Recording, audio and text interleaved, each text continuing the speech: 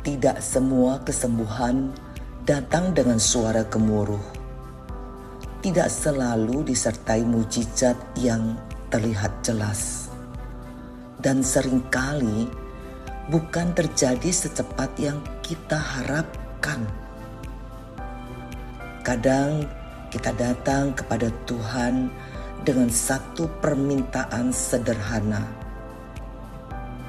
Tuhan, sembuhkan aku. Namun di dalam perjalanan, kita mulai menyadari bahwa cara Tuhan menyembuhkan tidak selalu sama dengan cara kita meminta. Ada yang disembuhkan seketika, seperti orang buta yang langsung melihat, seperti orang lumpuh yang tiba-tiba berjalan. Namun ada juga yang tetap berjalan dalam proses. Rasul Paulus pernah berdoa agar duri dalam dagingnya diangkat. Namun Tuhan tidak mengambilnya. Sebaliknya, Tuhan berkata, "Cukuplah kasih karuniaku bagimu." Seolah Tuhan berkata, "Aku tidak selalu menghilangkan lukamu, tetapi aku hadir di dalamnya." Karena bagi Tuhan, kesembuhan bukan hanya soal tubuh. Ia menyembuhkan hati yang retak. Ia memulihkan pikiran yang lelah. Ia menguatkan jiwa yang hampir menyerah. Kadang ia menyembuhkan dengan mengangkat sakit itu. Kadang ia menyembuhkan dengan memberi kekuatan untuk bertahan. Dan kadang ia menyembuhkan dengan mengubah hati kita untuk melihat segala sesuatu dengan cara yang baru. Ada luka yang membuat kita lebih dekat kepadanya. Ada air mata yang justru membuka mata rohani kita. Ada kelemahan yang membuat kita belajar bersandar. Dan disitulah kesembuhan yang lebih dalam terjadi. Bukan hanya hidup kembali seperti semula, tetapi hidup yang dengan hati yang diperbaharui.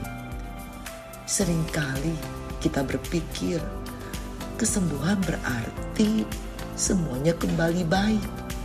Namun bagi Tuhan, kesembuhan berarti kita tidak lagi sendiri di dalam luka itu. Bahwa di tengah luka, bahwa di tengah sakit, ada damai yang tidak bisa dijelaskan. Di tengah ketidakpastian, ada pengharapan yang tetap hidup. Mungkin hari ini kita masih menunggu jawaban itu, masih menunggu tubuh pulih, keadaan berubah, atau doa dijawab seperti yang kita harapkan. Namun ingatlah, Tuhan tidak pernah terlambat bekerja. Bahkan ketika Ia tampak diam, Ia sedang menyentuh bagian terdalam dari hidup kita, bagian yang tidak bisa dijangkau oleh siapapun. Karena cara Tuhan menyembuhkan bukan hanya mengubah keadaan, tetapi mengubah kita. Dan ketika hati kita dipulihkan, ketika jiwa kita dikuatkan, ketika kita tetap percaya di tengah luka, disitulah kita mulai mengerti bahwa kesembuhan terbesar bukan selalu bebas dari sakit, melainkan tetap hidup dalam kasih-Nya di tengah segala sesuatu. Doaku padamu, Tuhan, aku datang dengan luka yang mungkin belum sembuh, dengan doa yang mungkin belum terjawab. Ajarku untuk percaya bahwa Engkau tetap bekerja, bahkan ketika aku tidak melihat. Jika Engkau memilih menyembuhkan aku seketika, aku bersyukur. Namun jika Engkau mengajarku berjalan dalam proses, aku mau belajar bersandar. Sembuhkan bukan hanya tubuhku, tetapi hatiku, pikiranku, dan imanku.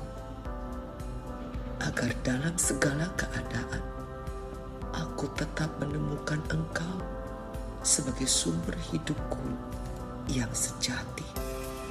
Amin.